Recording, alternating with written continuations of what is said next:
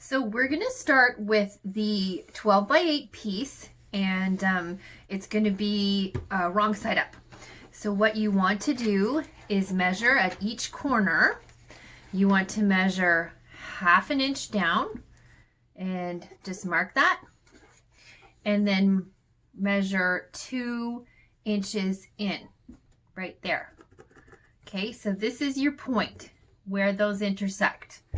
And then what you're going to do, so I would do it on this corner and this corner, then fold it in half, and then this mark here, you just cut down from the top. That I said 1/4 inch before, but I should have said 1/2 inch. So you just cut that 1/2 inch, okay? So you're going to have these little tabs at the top and at the bottom.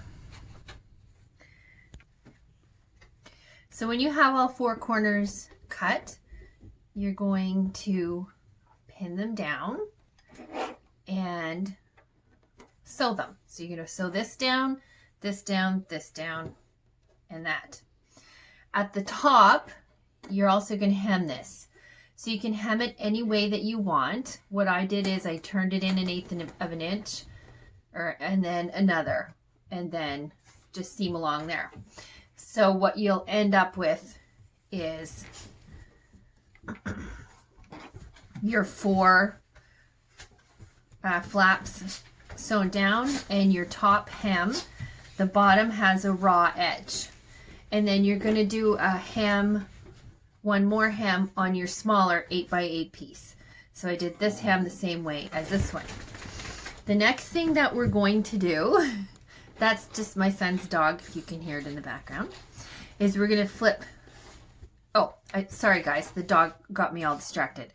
Then you're also going to finish the edges here with a zigzag. So you can see, can you see that?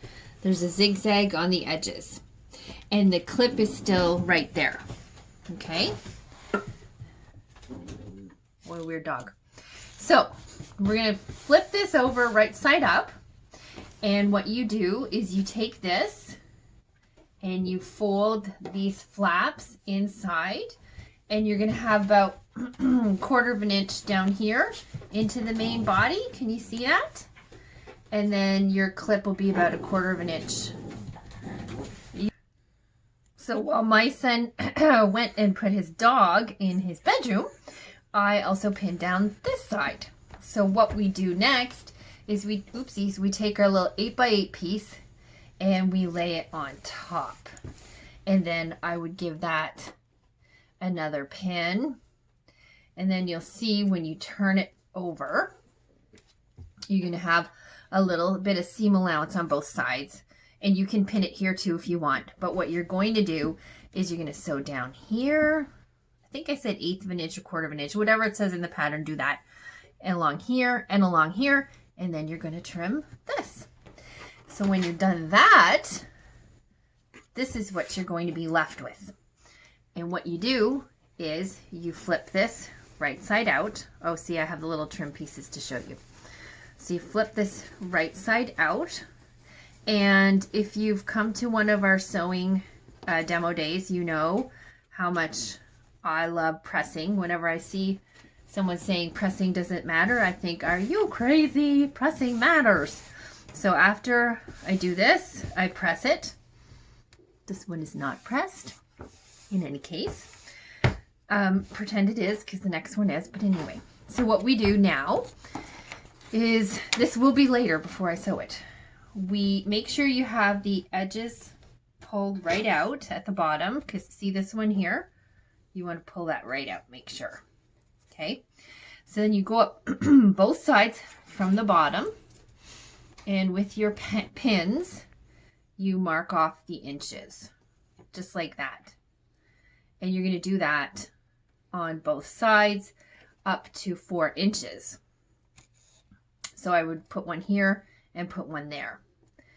But for now, I'm just going to show you this way. And then I'll go over here and I'm just going to put one across from it like this. So this is the part where you want to make, see, look, these are not even a little bit. So, because I'm rushing. So let's just pretend that this is why you got to press, guys. This is what I'm talking about, man. Okay, so what you do is you take these 2 pins and bring them down. And it creates that fold right there. And then what you do is you take 1 pin out and then you pin through all the layers. And you do the same thing over here. Now, see how this fans out? I'm going to show you in a sec. Here's our next one. We don't want these to fan out. So we're going to pin this. I needed that, but that's okay. So we're going to pin these down so everything lays flat. And then what you do, is you sew along the zigzag so it holds these down. So I've already done that, so I can take those pins out. Now, you see I have these pins at the top. The reason they're there is to hold these hems where I want them as I sew. Okay, so what I do next, turn this over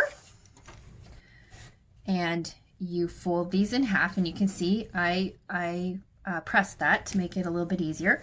Now you can sew it just with the zigzag, or you can even turn it in if you have a machine that will do those layers, because sometimes the machines get wonky. They're not happy.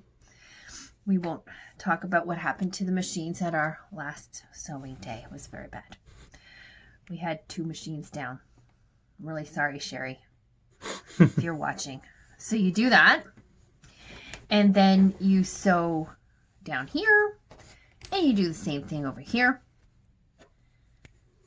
So that what you end up doing is creating a channel for your elastic.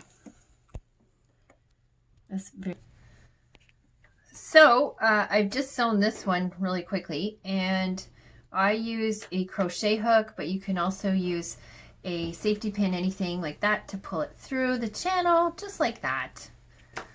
And then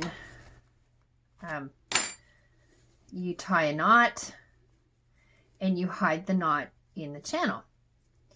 So I have a different one here. So you just put those in the channel. So this is what it looks like. Now, the last thing you can do is the optional nose band, which is here. So what you do is you have 2 pieces of 2-inch twill and a piece of craft wire, 2-inch twill, and inside I covered a piece of craft wire with some felt, but you can also use pipe cleaner. And then you just tack it down like that. So you have a nose band, but like I said, that's optional. This has a really big pocket so that they can fit. An N95 mask fits in here, and a surgical mask can also be put in there as well. So this helps them to keep reusing their masks.